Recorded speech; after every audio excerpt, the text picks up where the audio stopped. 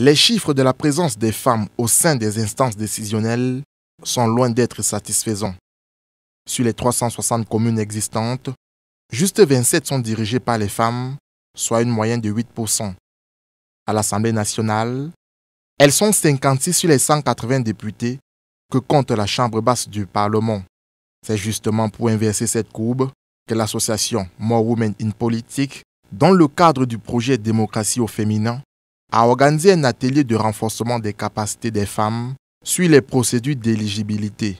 Il s'agit de favoriser davantage la présence des femmes au niveau des cercles décisionnels. L'objectif étant au moins 30% de femmes au Parlement et dans les mairies en 2020. 30% de femmes à la tête des mairies, c'est peut-être prétentieux pour vous, mais c'est ambitieux. C'est ambitieux et c'est une cible légitime dans la mesure où les objectifs du développement durable 2015-2030 fixent pour quota 50%. Nous allons vers un monde 50% hommes et femmes en 2030 et c'est maintenant qu'il faut déjà intégrer ce paradigme. Les femmes, principales bénéficiaires de cet atelier, sont désormais conscientes des enjeux. Leur participation à cette rencontre leur a permis d'être édifiées sur plusieurs aspects obscurs de la loi. Le séminaire que nous avons commencé aujourd'hui, nous sommes en train de peaufiner les grandes lignes.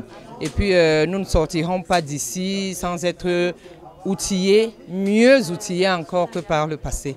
L'expert en questions électorales, Joya Moussa, a entretenu les femmes sur la nature des pièces exigibles de par la loi et la procédure à suivre une fois ces éléments réunis. Pour être candidat à l'élection municipale législative, il faut être camerounais, être âgé de 23 ans au moins à la date de la tenue du scrutin, savoir parler et écrire le français ou l'anglais.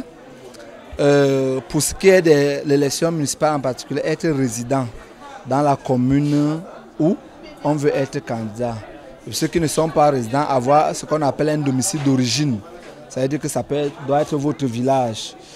Et jouir de ses droits civiques. Maintenant, les Camerounais ceux qui sont Camerounais par naturalisation doivent l'être depuis au moins 10 ans. Donc voilà grosso modo les conditions pour être candidat à la députation. Après cette phase de sensibilisation et d'éducation politique, More Women in Politics entend conduire une caravane nationale afin d'accompagner les femmes candidates sur le théâtre électoral. Le mot d'ordre est clair, liste alternée et bloquée, gage d'une représentation optimale des femmes dans les instances de prise de décision.